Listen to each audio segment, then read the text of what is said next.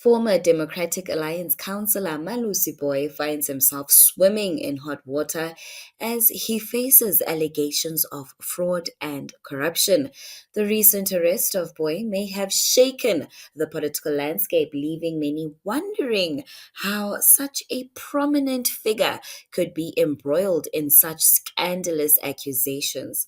But for some of us, such scandals no longer have that shock value due to how corruption has been normalized in this country. Malusi just lifted the veil that blinded everyone else, from the reality being that corruption isn't just a Kongi thing. Without wasting any more time, let us get into today's video. Molini, and welcome to yet another episode of Conversations with Lankosi. Now, this is the news commentary section where we will be offering insightful commentary and exploring various perspectives on the stories that shape our world.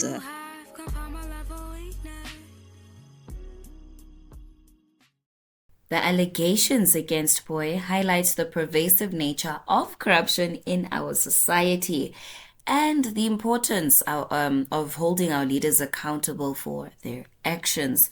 Now, guys, Boi's arrest comes after a lengthy investigation conducted by the authorities, shedding light on the intricacies of white-collar crime and the challenges faced in, obviously prosecuting such cases. Now, the details emerging from the probe paint a very troubling picture of deceit and betrayal, revealing the lengths some individuals are willing to go for personal gain. We also peep how, the media reports on this selectively. Kodwa-ke, asikho lapho. Let us get into this article.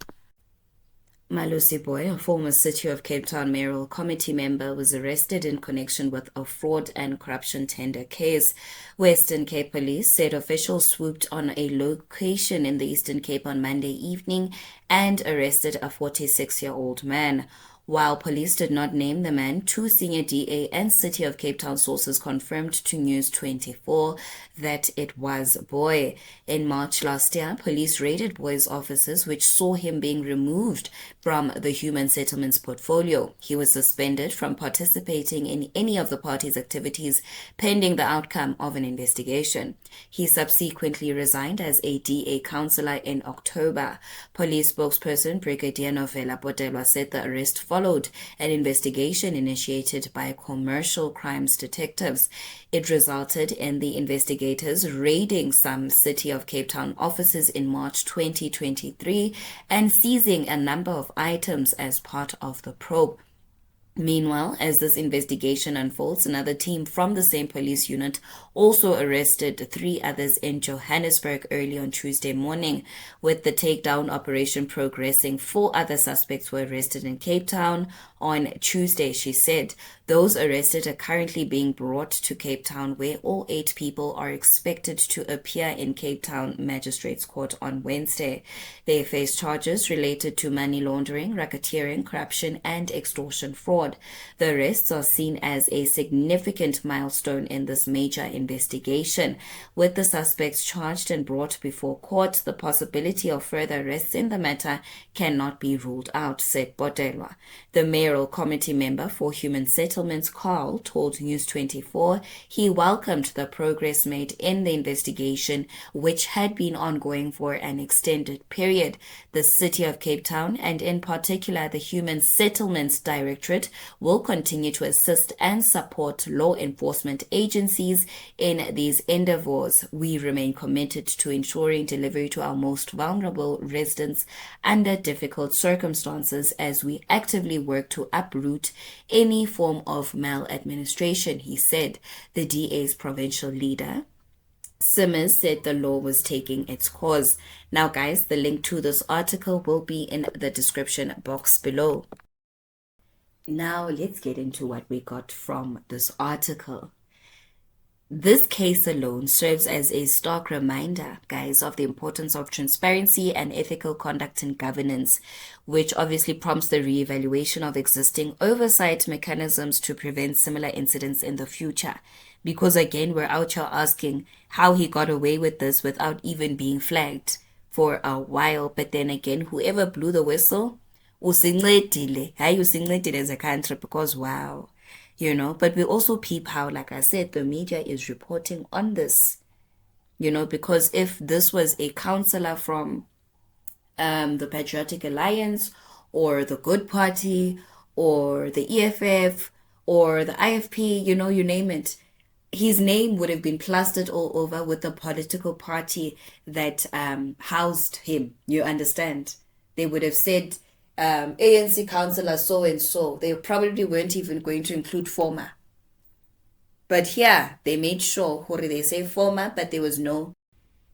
The arrest of a well-known political figure like MalusiBooi tarnishes the reputation of the Democratic Alliance, and it obviously raises concerns about the integrity and credibility of other party members, which obviously leads to a loss of public confidence because Nati, as members of the public, you know, we know the DA to be anti-corruption. So for them to be housing controversial and corrupt individuals is just, it makes you question everything. It makes you question everything.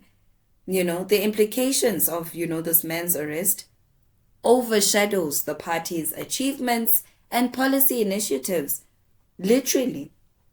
And it shifts our focus, you know, from critical issues. And then it brings us here to where we are now questioning them. We are questioning them, their way of doing things, and even dealing with these things. And yes, even though the article does say, you know, he was suspended and now he's no longer even a part of the Democratic Alliance and we're still side-eyeing them. Because for people that are anti-corruption, you wouldn't think for a second that they too would find themselves swimming in the murky waters of controversy, corruption, and. So, Nje, this man's arrest sheds light on the depth of corruption and fraudulent activities that can occur within political circles, emphasizing the need for comprehensive anti-corruption reforms. It is also proof, Yahuri, corruption has no face, it has no race, it has no age. It is not confined to a certain political party. Any political party can house a corrupt individual. Literally, they can house, they can protect, they can defend. This thing, corruption, is not only a Kongi thing, it is a politician thing. Nakona is not even a politician thing because you also find where there's corruption. Nasema crash. There's no such a thing as perfection in the political scene. A whole former DA councillor is linked to serious crimes and is no stranger to shady dealings. The implications of Boooi's case extends beyond just one individual. They raise questions about the integrity of our political institutions and the need for greater transparency and oversight. As citizens, we must remain vigilant and demand accountability from those in positions of power. This serves as a stark reminder that no one is above the law and that the consequences of corruption can be far reaching and devastating. That marks the end of today's video. Thank you so much for lending your eyes and ears. I hope that you found today's video informative. Please do not forget to click on that subscription button or light the notification bell so that you do not miss out on any new uploads. Enkosini.